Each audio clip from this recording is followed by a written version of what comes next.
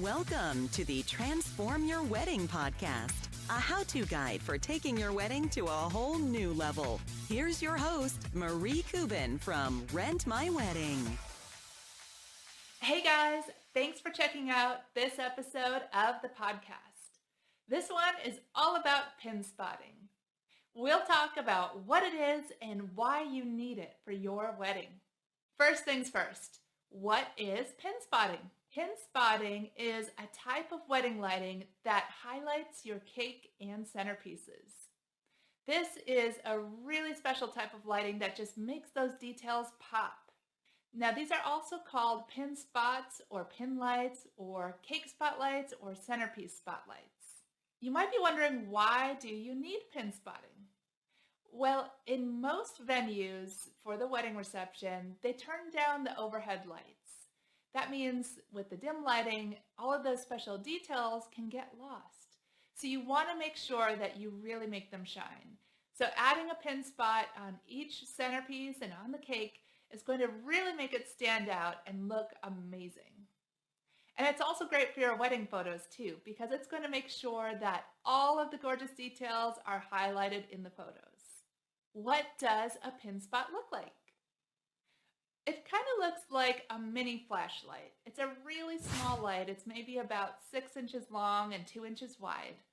But that small light can actually shine up to 25 feet away and produces this really powerful light to make your cake and your centerpieces look amazing.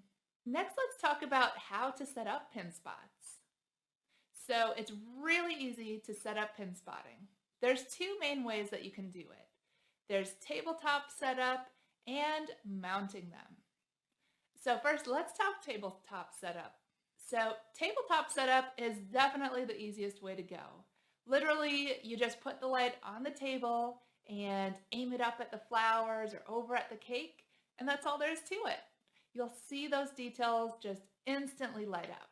Now, you could set the light on the same table as the cake, or you can even put it on a separate table and kind of put it off to the side so that you've got your lights pointing over at the cake. So tabletop setup is a really easy way to set up your pin spots. Another way you can do it is by mounting the lights. So most pin spots actually have a magnetic bracket on them, which means you can attach them to any metal surface. So look for things like metal light fixtures and chandeliers or curtain rods on the windows. Those are all great places to mount your pin spots. You just literally stick it up on the metal and then aim it until it shines down on the centerpieces or the cake. The spotlights have built-in batteries that last for 5 hours, so you don't have to worry about power cords. What you'll want to do is set up your pin spots when you're doing all of the wedding prep and get them just right. Then use the remote control provided to turn off the light and conserve battery power until the wedding is ready to start. So once it's time for the reception, just hit the power switch on that remote control and your pin spots will all turn on. And next up is, where should you put spotlights? So we've kind of already talked about putting them on your cake and your centerpiece. That is definitely the most popular way to use pin spotting, but you can also use them on any special details that you want to stand out. So you could shine these on your guest book or an ice sculpture, really anywhere that you want to highlight and create a focal point. Now, what about the quantity of spotlights? How do you estimate the quantity? This one is actually super easy because all you really need is one spotlight for each thing that you want to highlight. So one spotlight for each centerpiece, one for the cake, and you're good to go. So if you've got 10 tables, you need 10 spotlights. Pretty simple. Now, that's the general rule of thumb for the average cake or centerpiece. If you've got something that's more than 18 inches wide, I would use 2 pin spots. That way you get full coverage. So over 18 inches, you'll want to use 2 pin spots. Everything else below that, just use 1 pin spot. So the last thing we'll talk about is where to get pin spotting. You can get pin spots from a lighting professional, or you can actually rent it and set it up yourself. Pin spotting is one of those things that is actually so easy that I totally recommend going the DIY route with it. So rent do-it-yourself pin spotting and you can save a lot of money by setting it up yourself.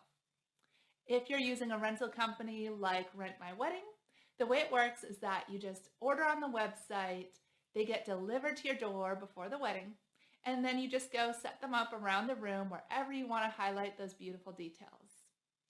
After the wedding, put everything back in the same box and just send it back with a prepaid return label.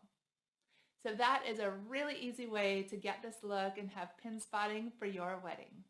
All right, guys, well, I hope you enjoyed learning all about pin spotting, and I can't wait to chat with you again next time. So make sure you subscribe to the podcast and please leave us a review. I'd really appreciate it. And if you've got more questions, definitely get in touch. My email is marie@transformyourwedding.com.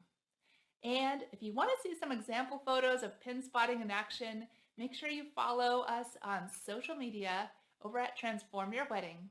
Or you can also check out our rental website where we've got client photos using pin spotting at real weddings. And that website is rentmywedding.com. All right, guys, I will see you next time. This podcast is brought to you by Rent My Wedding, your one-stop shop for event rentals. Order online and rentals are delivered right to your door. Shipping is free both ways nationwide. Rent lighting, backdrops, photo booths, and more. With the most 5-star reviews in the industry, Rent My Wedding makes rentals easy and affordable. Book your rentals today at www.rentmywedding.com.